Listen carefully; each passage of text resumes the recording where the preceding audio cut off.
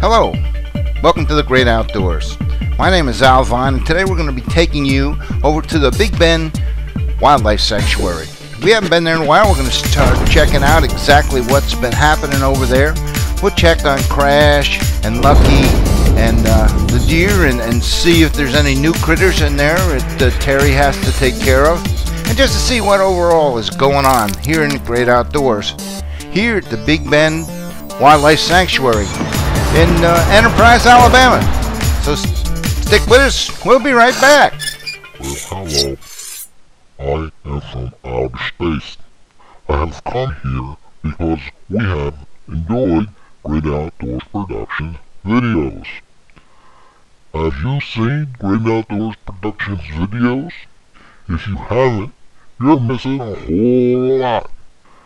You can see and learn about animals and flowers and birds and all kinds of different things. So come on, get with it. Head over to Great Outdoors Productions at www.greatoutdoorsproductions.com or Great Outdoors Productions on Facebook. You'll be glad you did. I sure was. First thing out of the car, you got to go say hi to Raven. Raven's the crow who was injured and can't get out. She was cackling and laughing and barking like a dog, and she's great. Today we had volunteers from Fort Rooker, and they were helping John to get up the netting at the end of the big flight cage. John's got one half done, still got the other half to do. He may have got that done in the afternoon, but it takes a few extra hands in order to get that 20-foot netting up. But you can see he's got all the equipment, tall ladders, and he had aviation students from Fort Rooker. And always glad to see the aviation students from Rooker when they come to volunteer. They work hard. It's always yes sir, no sir. And Terry and John are really glad to get their volunteers from Fort Rooker. These young men and ladies are outstanding people. You can't ask for nicer people, harder worker. I can't say enough for them, and I know that Terry and John can't either. Terry, who you got in your on your shoulder there? This is Leo, one of our little eastern gray squirrels. He's about 4 weeks old. They just opened up their eyes this week. Oh yeah, how did you find those? Somebody brought these to me. They had fallen out of the tree, and we've had them for about 2.5 weeks, so they were really young when we got them. But the family said they couldn't get it back up into the tree, and it was when the bad weather was out. So we took them in, and we'll raise them till they're old enough to be on their own, which is usually about 12 to 14 weeks. Will they go back to where they were found, or are they just kind of really doesn't matter? It doesn't really matter. We'll release them out here. We've got plenty of hardwood trees and stuff, so they'll enjoy it out here. Well, we're expecting a lot more of them too, because this is baby squirrel season, so we usually get a lot this time of year, and in August is the second season. But these guys are hardy because they're winter babies. So what else is going on around here?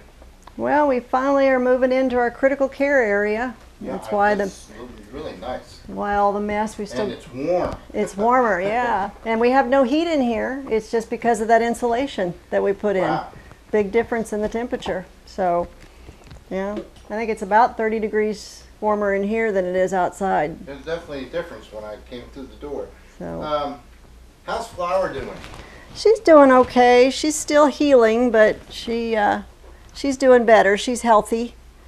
We brought her out for the first time today. I don't know if she'll come out to visit, but we put this little guy back. Not sure. She's still a little nervous and everything. She hasn't been out to see anybody else for a little over a month. Come on, baby. You want to come out? Here, let me take your doggy out. Come on, sweetie. Well, she's definitely going to be a very pretty educational tool. I think so. I think so. She'll stay out here with us all the time. We'll keep her out here so that she can meet people. And if you find any wild animals, wildlife, please call Terry Morris at 447-8110 or 111. She'll be glad to help. Terry was telling us about how she was getting ready to move in, and if you remember right, the first time we were here, this is what the rescue area looked like. It was just exterior walls and cement in the bottom. Then the next time we showed up, they were putting in the insulation, and it really is some great insulation, folks. It is. It's like 30 degrees warmer inside that building than it is outside. And it's really doing a great job. Then the next time we showed up, it was painted and just ready to get the finishing touches, the floor, the electrical boxes, and so forth. And then today we were here, and she's moving in, really making progress. That John, he's something else, ain't he? What a good man. You know, the construction is important to us. Don't get me wrong, and they're really coming along great. And John's got that handled. But you know, to me, the most important thing is the animals. If you remember, back on February 9th, 2013, we were at Big Bend Wildlife Sanctuary for the release of the 4 juvenile deer that Terry had raised for the last 3 or 4 months. Now this little female right here, she's numbered 3. She took off and was having a good time in the woods with her fellow young bucks and does, and she happened to have an accident. It's unknown what happened, but the other 3 brought her back, and she was only walking on 3 legs. And Terry took her in and examined her and took her to the vet, and found that one of her left front leg was actually broken. So Terry brought her back in. She's now housed in the care center so that she's out of the weather. She has a cast on her leg, and she is recuperating, and as soon as she gets well, she'll be let loose and sent back to the wild. And some other good news is that Lucky, you remember Lucky? Lucky was the one who had the broken wing, and we were there while Terry was flexing, doing the physical therapy on a wing, and she showed us the feathers that were broken off and missing. Well, he is getting a little better. She's doing the exercises. Her concern, of course, is the missing feathers, and the fact that the longer he stays in captivity, the harder it is for him to be released. She's going to try a new process that she has had some success with, and that is gluing on the feathers of another bird. This would speed up the process of getting his flight feathers back. Those are the important feathers that allow him to fly and to do all the things necessary to capture prey and go from one place to another and do all the things that birds do with the wings. You can see how different that he acts, and Terry has worked a lot with this bird, and the wing seems to be getting better. It's just now we need to get the feathers back. And if this process that Terry's coming up with works, it'll be weeks closer to recovery than if we just let it happen on its own. This bird is a perfectly healthy bird, except for that for the feathers, and it would just be a shame to waste this bird and keep him in captivity when, if his feathers grew back, he would just be okay to be released. This is Lucky. Lucky is really a pretty bird. And this is Lucky today. You can see that they've got a new perch. He's off the ground. That means he has to fly up in order to get on the perch and fly down, which is an improvement. He'll be able to attack his prey now, which is a step in the right direction. And when those feathers are somewhat secure, he'll be going to the flight cage. Yeah. If you remember, this is Crash. Crash is a screech owl, and she was brought in here because she has had a run-in with a car. She ran into the side mirror of an SUV, and she had some head trauma. She had a bloody nose, and her eyes were kind of screwed up. And Terry worked with her a lot, and she put her out in the bigger cage, and she just didn't eat. So they put her in this little enclosure, and she ate fine.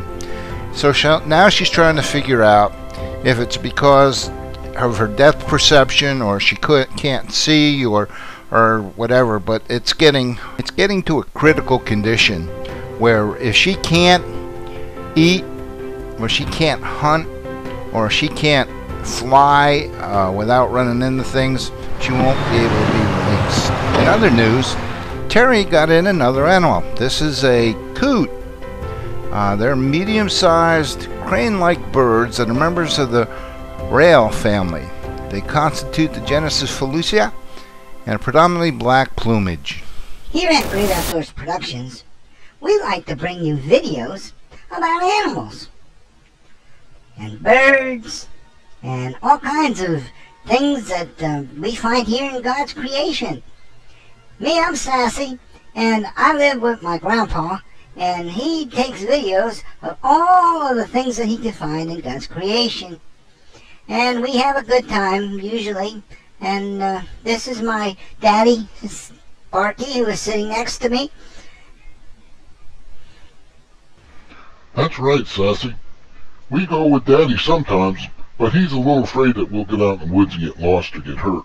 So we stay at home and stay in the studio while he's out recording the video. We have a good time, and we really enjoy watching our dad's video. So if you get a chance, check out Great Outdoors Productions at www.greatoutdoorsproductions.com. And look for us. We'll be around. Thanks. Or you can find us at Facebook. Just go to Facebook and search Great Outdoors Productions. Outdoors being separate words. You'll find us there. So look, come on and join us and share in the fun and the excitement. Okay? Bye! We'll see you the next time in the Great Outdoors.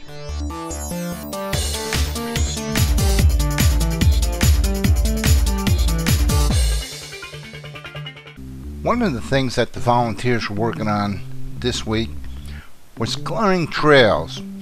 It's very important to Terry and John to get trails cleared out in the woods so that people can actually take nature walks, and they can go down there and check on their animals and so forth. And it's very, very pretty country down there. So let's take a look.